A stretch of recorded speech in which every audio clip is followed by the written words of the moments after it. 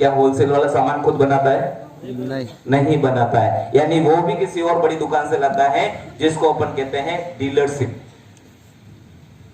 क्या डीलरशिप खुद सामान, डीलर वाला जो है खुद सामान बनाता है? नहीं बनाता है, वो और बड़ी दुकान से लाता है, जिसको अपन कहते हैं एजेंसी। क्या कहते हैं सर? एजेंसी। क्या एजेंसी वाले सामान खुद बनाते हैं? नहीं, वो भी और किसी जगह से लाते हैं, उसका नाम है कंपनी। देखिएगा सर, समझने की कोशिश कीजिएगा, मेरी बात को जो समझ जाएगा वो सक्सेस हो जाएगा। सामान बनता है कंपनी में और हम खरीदते हैं दुकान से। सामान बनता है कंपनी में और हम खरीदते हैं दुकान से। हर चीज का ऐसा एक सिस्टम है, इसको कहते हैं परंपरागत व्यापार। यानी दिल्ली में कोई कंपनी है, वहां से राजस्थान में किसी स्टेट ने एजेंसी ले रखी है, एजेंसी वाला डीलरशिप को देगा, डीलरशिप होलसेल तक भेजेगा और होलसेलर रिटेलर तक पहुंचाएगा। ये एक सिस्टम बना हुआ, देखिएगा। ये एजेंसी जो होती है स्टेट लेवल पे होती है। कहां होती है? डीलरशिप जो होती है डिस्ट्रिक्ट लेवल पे होती है, और होलसेलर जो होते हैं तहसील लेवल पे होते हैं, और रिटेलर जो दुकान होती है वो विलेज लेवल पे होते हैं, जो ग्रामीण दुकानें लगी हुई। एक सिस्टम बना हुआ हर चीज का आप तक सामान पहुंचने का। क्या कभी सोचा है ऐसा होने से क्या हो रहा है? अभी मैंने बताया, ऐसा करने से ये हो रहा है। आम आदमी गरीब और पैसे वाला बनता है। भाई जी, आपसे प्रश्न करता हूं, कपड़े धोते हो आप? सब कपड़े धोते हो ना? किससे धोते हो? साबुन से। ठीक है सर, मैं उसी को उदाहरण लेकर के आपको समझाऊं, प्रूफ करूंगा। कौन से साबुन से धोते हैं? नो नो नो प्लीज, जो जनरल निरमा साबुन का नाम सुना? निरमा साबुन का नाम, सुपर निरमा। कितने पैसे में आती है? 10 रुपए में आती है। ठीक है सब 10 रुपए में, सब लोग समझते हैं। उस साबुन से मैं समझाने की कोशिश करूंगा ये साबुन आपको कितना बड़ा नुकसान पहुंचा रहा है। एक निरमा साबुन का मैं उदाहरण लेता हूं। ये निरमा साबुन आपको 10 रुपए में मिलती है। कितने में मिलती है साहब? आप यहां पास की दुकान होगी, वहां से लाओगे तो भी 10 रुपए में मिलेगी। यहां से कोई बड़ा छोटा मोटा कस्बा है, वहां से लाओगे तो भी 10 रुपए में मिलेगी, और चाहे और कहीं से भी लाओगे तो भी 10 रुपए में ही मिलेगी साहब। तो बड़ी जगह से तो थोड़ी सस्ती मिल जानी चाहिए, पर वो भी आपको 10 रुपए में ही मिलती है। क्यों मिलती है? क्योंकि उस पे एक छाप लगा रखी है, और उस छाप को कहते हैं एमआरपी। एमआरपी 10 रुपीज, यानी उस पे लिखा हुआ है कि 10 रुपए में बिकेगी। ये किसने लिखा है साहब? कंपनी ने। सोचिएगा, किसने लिखा है? एमआरपी किसने डिसाइड की है? कंपनी ने। अब सोचिए, कंपनी सब जगह है क्या? नहीं। दिल्ली में कोई कंपनी है, वो साबुन बना रही है, अब वहां से डिसाइड है। कैसे डिसाइड है? एमआरपी का मतलब होता है मैक्सिमम रिटेल प्राइस, यानी अधिकतम मूल्य इसका ये हो सकता है। और अधिकतम मूल्य कैसे डिसाइड किया जाता है उसको मैं समझाने की कोशिश करूंगा। दिल्ली में जो कंपनी वो ये समझती है कि मेरे यहाँ जो प्रोडक्ट बना है वो मेरे भारत के बहुत दूर के लास्ट पॉइंट पर ये सामान कितने में बिकना चाहिए, उस रेट को कहते हैं मैक्सिमम रिटेल प्राइस, अधिकतम मूल्य की बिक्री, वो डिसाइड करती है कंपनी। अब देखिएगा, ये निरमा साबुन आपको गारंटेड बता रहा हूं कि कंपनी में 5 रुपए में बनती है। कितने में बनती है साहब? 5। प्रूफ करूंगा, जो भी शब्द निकालूंगा उसको प्रमाणित करके बताऊंगा 5 रुपए में कैसे बनती है। लीजिए, साबुन बनाने के लिए कास्टिक सोडा चाहिए। क्या चाहिए? कास्टिक। और थोड़ा सा तेल चाहिए। क्या चाहिए?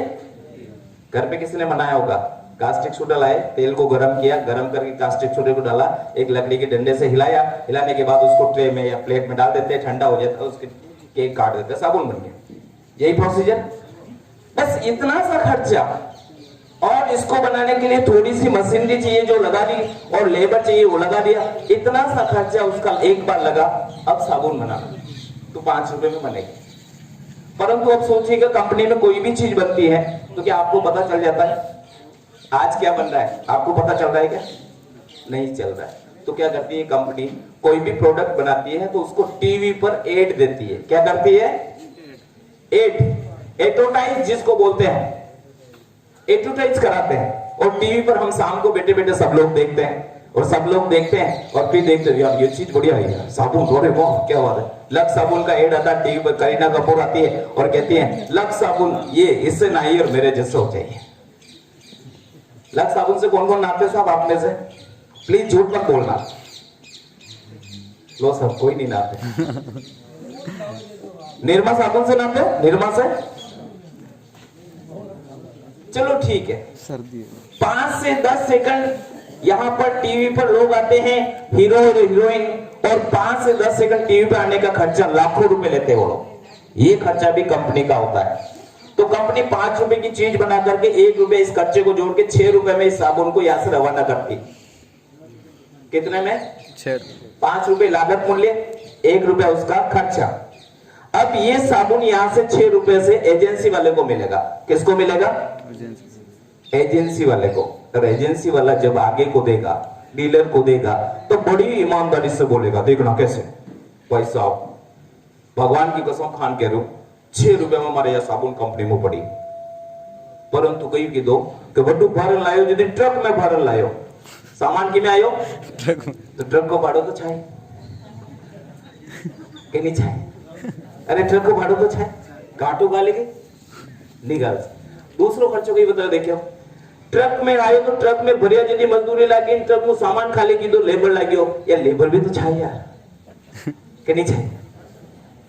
स्टेट लेवल पे एजेंसी है, बहुत बड़ा ऑर्डर होता है, तो उस सामान को रखने के लिए उन एजेंसी वालों के पास में गोदाम भी होता है, गोदाम का खर्चा भी चाहिए, और सामान का सेलिंग करने के लिए सेल्समैन एक्सपर्ट लोग होते हैं, उसका खर्चा भी चाहिए।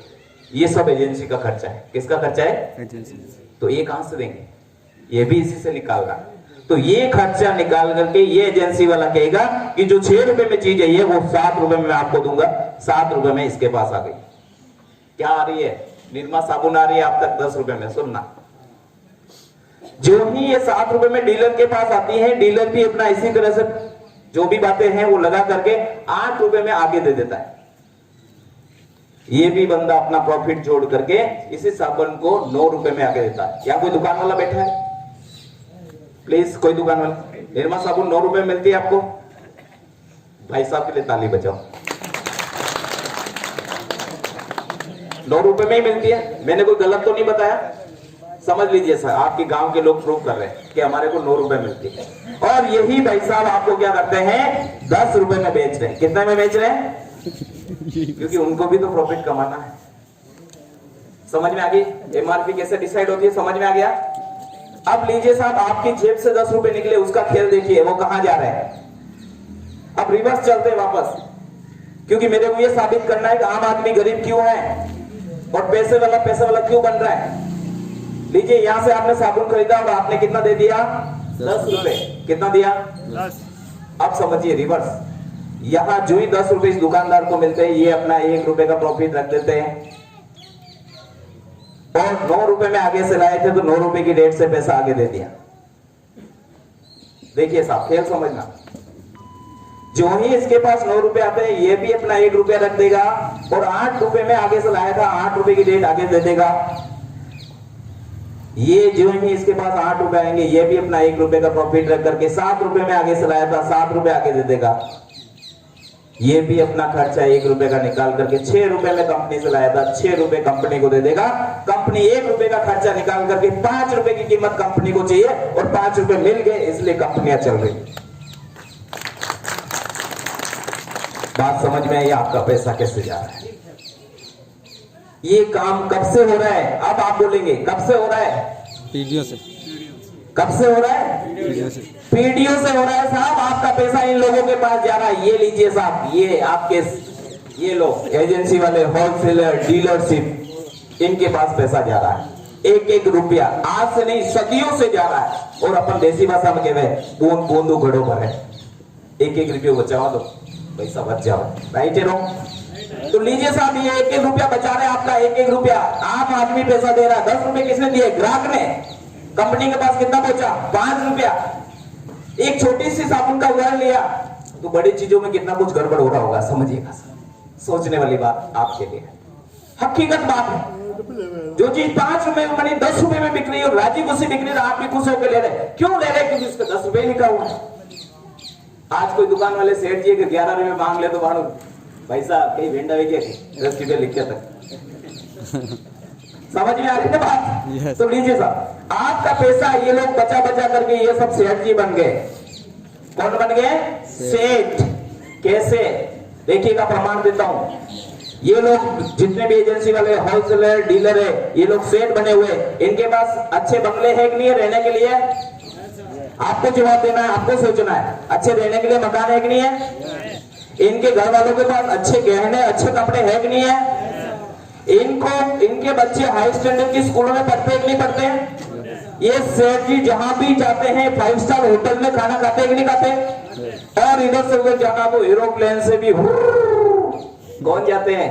सेठ जी जाते हैं या पैसों वाले जाते हैं। तो ये सुख सुविधाएं कौन दे रहा है? सोचिएगा, आम आदमी दे रहा है। पैसा जा रहा है इनका, खेल खेल रहे ये लोग, कुछ भी